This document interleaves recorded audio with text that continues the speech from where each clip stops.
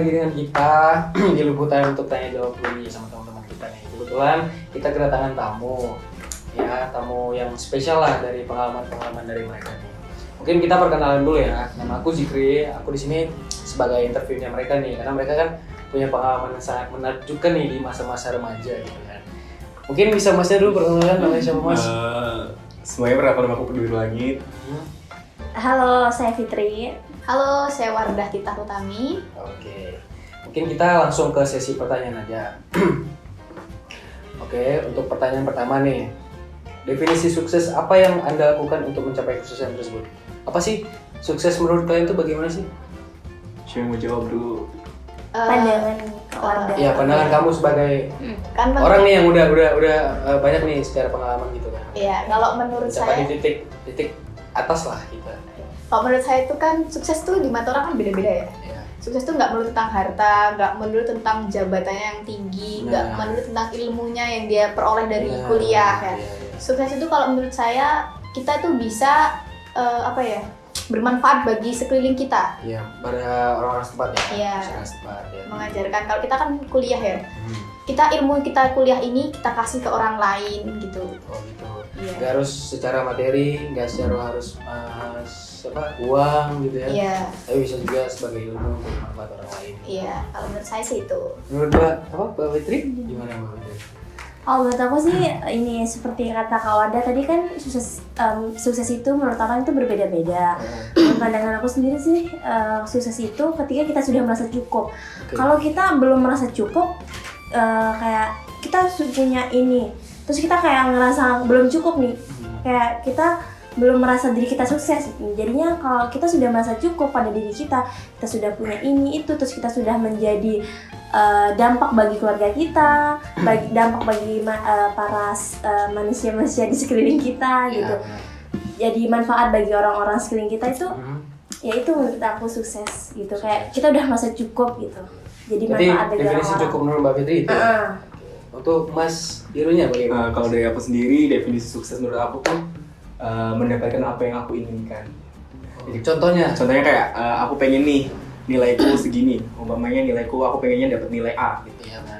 Nah, ketika aku udah dapetin nilai A berarti aku udah sukses gitu. Walaupun Oh, iya. Iya. sukses tuh luas, tapi menurut aku ketika kita berada di posisi yang kita inginkan dan kita bisa mendapatkan apa yang kita inginkan, ya itu udah. Berarti sukses tuh nggak harus yang kayak melampaukan batas banget. Iya. Harus kayak sederhana aja kita udah Iya. merasa cukup dan Mau itu bangun pagi, besok bangun pagi, terus ternyata besoknya bisa bangun pagi. Nah, itu udah. Iya. Oke, kayak kita, aku sering bangun siang tapi kayaknya aku coba ubah pola hidupku untuk aku bangun pagi jadi human. Nah, Gimana? morning person. Human person. Benar human person ya. Oke, kita ke sesi pertanyaan yang kedua. Ada banyak tokoh sukses di dunia ini. Siapa tokoh favorit? Mengapa mengidolakan dia dan seberapa besar pengaruh tokoh tersebut dalam diri kalian masing-masing? Misalnya kalian punya kayak tokoh favorit nih, kayak kalian Ya, inspiratif. inspiratif kalian gitu. Gimana nih? Dan kenapa gitu? Kalau aku sendiri, tokoh inspirasi sukses tuh nggak tahu ya, maksudnya nggak ada. Mungkin diri sendiri kali ya. Iya. Mungkin diri sendiri. Iya, mungkin diri sendiri. Tapi maksudnya kalau ada sosok yang menginspirasi, mungkin ada. Pada tahu ini nggak? Susi Pujiastuti. Ya, Kementerian Perikanan ya. Perikanan. Kayak kemudian perikanan, kayak dia dari anak kampung gitu. Kayak aku kan anak kampung, Iya, terus iya. jadi orang yang besar gitu. Kayak menginspirasi banget sih. Iya, benar. Kalau menurut itunya Kak Fitri. ada tokoh inspiratif nggak? Maksudnya kayak aku nih tokoh ini. Dan alasannya kenapa? Ini aku? sih menurutku ini si pembisnis muda yang ini loh, si Kak Nadia yang pembisnis Camel, skincare Camel gitu loh. Oh iya. Kan awalnya kenapa aku terinspirasi dari dia, karena kayak emang aku dari dulu tuh pengen banget mempunyai bisnis dari ini beauty, kecantikan Iya, gitu. kecantikan. Nah, yang bermutu untuk masyarakat sempat gitu ya. dari- Banyak orang gitu ya. Dari dia aku lihat ini dia tuh lulusan SMA, dia nggak ada ilmu yang tentang untuk perskincare-an atau apa gitu. Pure Dia nggak otodidak ada. gitu ya. Tapi dia kayak nekat gitu dari wajahnya yang rusak gitu sih katanya aku baca, dari wajahnya yang rusak terus dia kayak mencoba meracik sebuah masker gitu. Ya udah. Jadi apa namanya? Ini ya cocok bagi dia, ya udah dia memperjualbelikan, ya udah jadi membeludak gitu. Ya cukup inspiratif juga ya, Dari maksudnya. makanya dari itu kayak aku rasa kayak aku nggak pernah cocok pakai skincare ini itu. Gimana kalau besok suatu saat nanti aku bisa menciptakan skincare yang emang cocok buat aku dan buat orang-orang gitu sih menurut aku. Menurut Mbak ini Mbak Wardah. Kalau aku Ini namanya udah Wardah nih. iya. Cantikan banget. Skincare banget, skincare Iya banget. dong. Tapi kalau saya, menurut saya tokoh yang saya buat inspirasi ya, itu dari Pak D saya sendiri. Pak Di. Ya, Pak D saya ini seorang dekan di Dekan. Universitas di Palembang. Mhm. Dia kan ngajar ya, di sana ngajar. Kalau pulang, dia ngajarin sesuatu yang diajar tuh di desa. Oh iya ya. Dia jadi menyebar ilmunya nggak buat dia sendiri, Iya, tapi benar. buat masyarakat sekitar. Jadi kan dia dosen di Universitas Islam ya Mhm. di sana. Dia kalau pulang ke rumah, dia ngajarin itu anak-anak di sana Iya ya. betul. buat agama. Terus dia ngajarin ke anaknya disuruh untuk ngajar ke anak-anak yang diajar tadi, yang masih kecil-kecil kayak istilahnya TPA lah. Ya TPA. Ya itu kayak gitu. Makanya dia salah satu orang yang sukses gitu. Cukup inspiratif banget ya dari tokoh-tokoh yang mereka sebutkan tadi ya. Mungkin ya banyak untuk manfaatnya untuk orang lain. Mungkin jadi inspiratif juga untuk teman-teman kita di sini gitu kan. Ya. Oke. Kita langsung ke sesi pertanyaan berikutnya. Pertanyaan yang berikutnya nih. Jadi dari 4 model personality plus, manakah yang paling cocok nih untuk menjadi apa ini tadi? Sosok entrepreneur, terus choleric powerful, melancholy perfect, sama phlegmatic peaceful. Dari Kak Ada Fitri. Aku Dari keempat itu ada nggak yang jadi ada. Kalau dari aku tuh sosok kepribadian, maksudnya sosok seseorang yang mungkin bisa jadi entrepreneur yang keren tuh, Ah, yang punya kepribadian koleris sih. Karena kan koleris salah satu sosok yang powerful, terus dia juga punya jiwa kepemimpinan yang tinggi. Kayak benar-benar. dia bisa bikin orang, maksudnya dia bisa ngatur orang dengan baik gitu, bisa ngatur dirinya Bisa sendiri, juga, bisa manage semuanya sendiri. Benar-benar. Mungkin dari kehidupannya mungkin dia udah, maksudnya kehidupannya aja udah termanage dengan baik Iya, nih, benar. dia udah dia Mungkin karena melakukan. ada juga kalangan-kalangan orang sekitar yang mendukung juga kali ya. Karena kayak dia mengeluarkan 100% energinya untuk sesuatu yang dia lakukan. Jadi menurutku orang yang punya kepribadian koleris bisa apa namanya? Bisa menjadi sosok entrepreneur Iya, yang sukses. Oke. Kalau menurut Mbak Fitri? Kalau menurut aku sih apa gimana sih? Menurut aku sih ini sanginis. Yang gimana kan si apa nih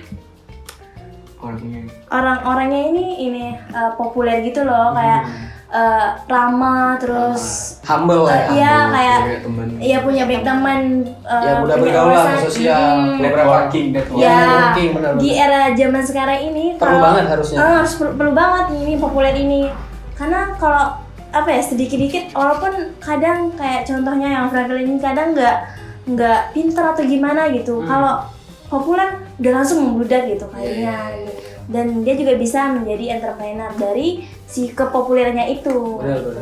Karena menurutku juga apa ya, networking itu perlu sih. Soalnya kan ya kita di 2023 kan pasti banyak lah beberapa opsional yang mungkin kita pengen ke sini, pengen ke sana.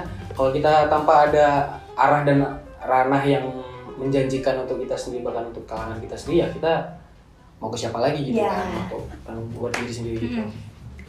Menurut Mbak Wardah gimana? Kalau menurut aku keempatnya itu semuanya penting sih. Penting. Apa- Tapi yang paling Dominan. cocok aja gitu, dominan gitu. Yang paling dominan tadi menurut aku yang kalau aku sendiri sama kayak Kak Fitri. Kak Fitri ya. Ya, karena kalau di zaman sekarang ini kita nggak punya teman yang banyak, nggak Benar. punya relasi yang banyak, Benar. kita nggak akan bisa mengenalkan bisnis kita. Benar. Karena pada dasarnya bisnis kita ini bisa terkenal lewat orang-orang terdekat dulu. Iya. Kalau orang-orang terdekat kita ini udah mengenal dan mereka tutup, pasti mereka akan mengenalkan bisnis itu ke Iya. semua orang Semua juga. orang. Tuh, gitulah menurut aku. Oke, kita langsung ke sesi berikutnya. Ini agak lumayan panjang nih pertanyaannya. Apa yang Anda ketahui tentang karisma dan inner beauty? Itu aja. Apakah keduanya merupakan sifat yang sudah ada dengan sendirinya atau dapat diusahakan? Bagaimana upaya masing-masing sekarang dalam membangkitkan inner beauty? Oke, Mungkin dari Kak Biru. Kak Biru dulu. Iya. Tadi apa awalnya? Apa yang ngetahui tentang karisma dan inner beauty? Kalau dari aku karisma tuh kayak cahaya dari dalam Cahaya diri. di dalamnya ya. Kayak ketika kamu ngelihat orang tuh kayak wah ini Iya, nih, iya. gitu cocok. Punya karakteristik sendiri gitu ya. Iya. Jadi orang bisa langsung nilai. aura, punya Iya, aura. punya aura gitu. gitu. Jadi kayak Mantep nih gitu. hmm. Nah, tadi bisa apa namanya dari lahir atau bisa dibentuk. Kalau menurut aku awalnya pasti selalu dari lahir. Dari lahir, Oh, ya. Cuman ketika kamu udah dapet gift dari Tuhan, ya kamu harusnya mengembangkan Ya, mengembangkan karyawan diri. lagi gitu. Kayak kamu belajar attitude, kamu belajar Iya, betul. berpikir, biar value dirinya bertambah gitu aja sih kayak. Iya, iya. Ya, pasti semua dapat karunia kan dari Tuhan. Bagaimana cara kita sendiri buat mengasahnya lagi. Benar. Walaupun tidak dipungkiri bisa juga dibentuk sendiri, tapi pasti semua orang punya inner beauty-nya dari lahir walaupun hanya 1%. Benar-benar. Itu ya dari sudut pandang orang sih sebenarnya. Maksudnya kayak ya kamu punya karisma dan inner beauty itu dari sudut pandang orang yang kamu pernah lakukan. Mungkin ke kalangan-kalangan tertentu sampai kalangan tersebut bisa kayak mana kamu wah kamu punya karisma yang berwibawa mungkin, terus punya karisma yang ya bisa memancarkan beberapa aspek dalam hidupmu itu bagaimana gitu ya. Menurut Kak siapa tadi? Fitri. Gimana tuh Kak Fitri? Kalau menurutku ya ini apa tadi gue bertanya? Menurut kamu karisma tentang karisma dan inner beauty? Seperti kata Kak Biru tadi juga ini inner beauty ini lahir pada diri kita gitu. Apa namanya kita inner beauty ini bisa kita bentuk gitu. Kalau udah dari awal kita sudah melakukan hal-hal baik, berarti kita bisa dilihat sama orang itu positive vibes gitu di diri kita gitu. Iya. Gitu deh. Oh gitu doang. Menurut kawan kan gimana? Soalnya udah di ini Iya. sama Kak Biru. Iya, ya udah dijelaskan spesifik ya. soalnya. Menurut kawan Cara gimana garis tuh, besarnya gitu. Ya nggak beda jauh sebenarnya. Iya. Tapi kalau menurut saya itu bisa dibentuk dari kita lahir. Karena tergantung lingkungan sih. Ya. Kalau lingkungan kita jelek, ya pasti juga dari lahir kan. Soalnya kita bersinambung dengan orang-orang itu terus. Tapi kalau diri kita sendiri mau berubah, itu bisa dengan kita kayak aku harus berubah nih. Jadi ya bisa dibentuk dari lahir. Tapi ada nggak sih yang kayak kalian bisa jelaskan kayak kalian tuh punya karakteristik yang mumpuni nggak? Misalnya kayak mungkin aku nih punya karakter yang orang bisa nganggapnya wah aku nih gini gitu. Ada gitu nggak? Fitri, coba ada nggak? Gimana orang nganggapnya? Kamu karakternya ceria atau gimana? Ya terus? Iya. Iya maksudnya bisa dijelaskan bagaimana gitu loh. Yang bener tuh. Bentar. Coba ulang gimana? Misalnya kayak kan tadi kita udah ngejelasin gimana karisma dan inner beauty kan. Nah maksudku tuh kayak kalian secara pribadi punya nggak sih kayak karisma tertentu yang kayak orang tuh bisa langsung bilang kayak kamu tuh kamu nih gini nih ya pede sih ya. Iya. Maksudnya pede gitu. Orang biasa lihat aku ini kayak apa ya, si ceria gitu loh. Iya, oke. Si humble lama gitu. Iya. Funny gitu ya. Pernah dibilang kenapa sih ini orang dikit-dikit senyum? Ya emang urus senyum nih anak gitu. Ya kan rasanya sedekah ya. Iya. Iya, rasanya sedekah. Ya gitu lah. Kayak humble gitu. Kalau menurut saya orang-orang banyak yang bilang saya itu disiplin waktu cuman. Disiplin waktu. Harus dong, harus itu. Terus mudah bergaul. Udah bergaul. Iya. Easy going. Easy Iya. going, kemana aja masuk gitu ya. Masuk di mana aja masuk. Iya, di kalangan tertentu Iya. kan ya. Kadang kalau saya kan ikut beberapa komunitas. Itu di komunitas apa tuh kalau boleh tahu? ada motor. Oh, suka otomotif juga ya? Suka, otomotif suka. Balapan trek-trekan gitu? Enggak kalau itu. Harus resmi dong, nggak boleh Racing, liar. racing. Iya, nggak boleh liar dong. Iya. Harus resmi. Terus ada juga komunitas layang-layang. Oh, ada ya? Ada. Itu ada. Iya benar.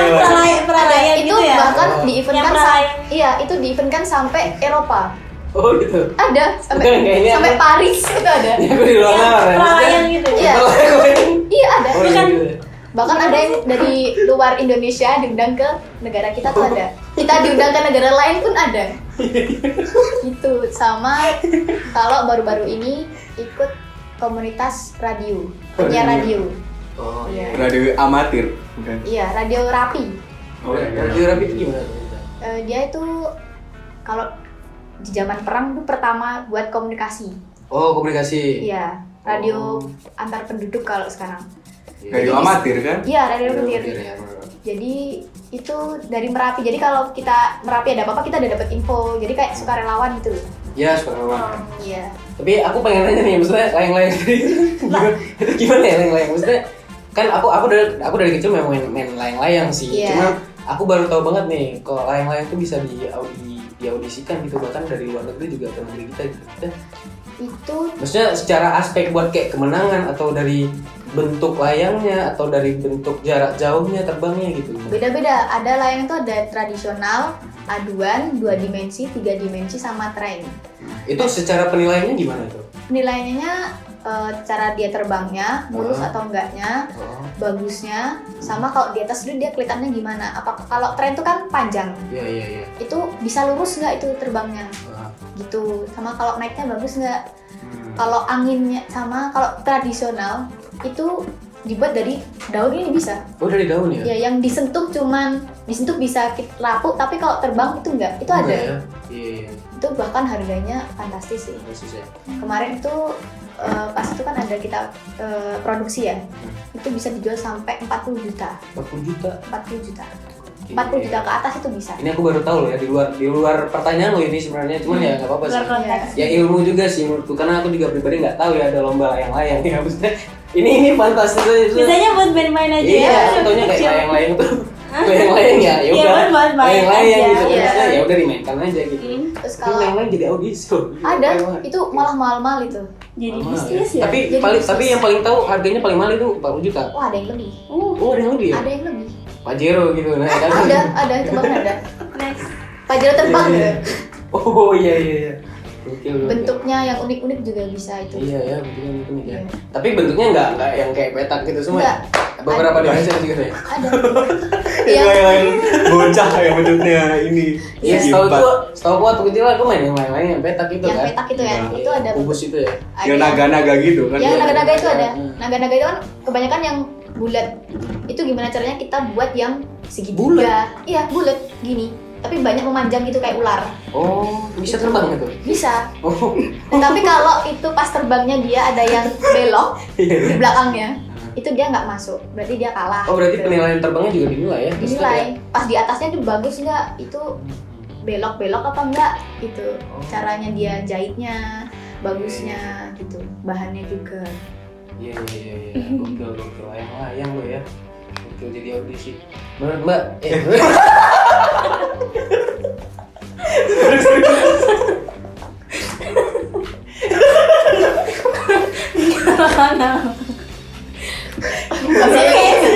Iya, bener.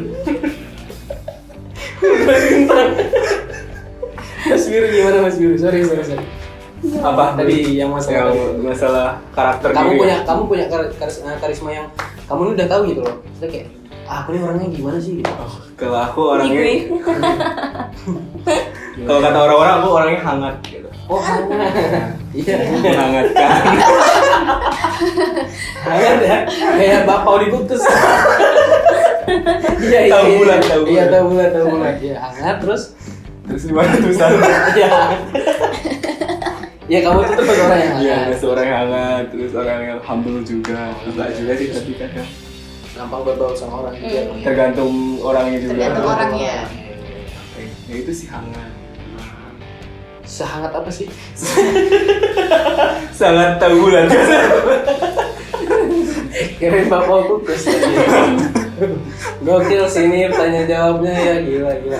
Oke, mungkin kita udah dapat penjelasan nih dari teman-teman yang mungkin udah menjelasin beberapa penjelasan yang signifikan, udah ya menurutku udah sangat jelas sih. Ya dari teman-teman juga mungkin bisa dari ngambil hikmahnya dari mereka ini ya. Dan aku juga baru tahu tadi layang-layang tadi itu keren banget sih. Ya mungkin sekian dari sesi tanya jawab dari kami. Mungkin kurang dan lebih kami minta maaf. Ya, mungkin kita akhir aja kali ya. Iya. Oke, Assalamualaikum warahmatullahi wabarakatuh. Bye-bye.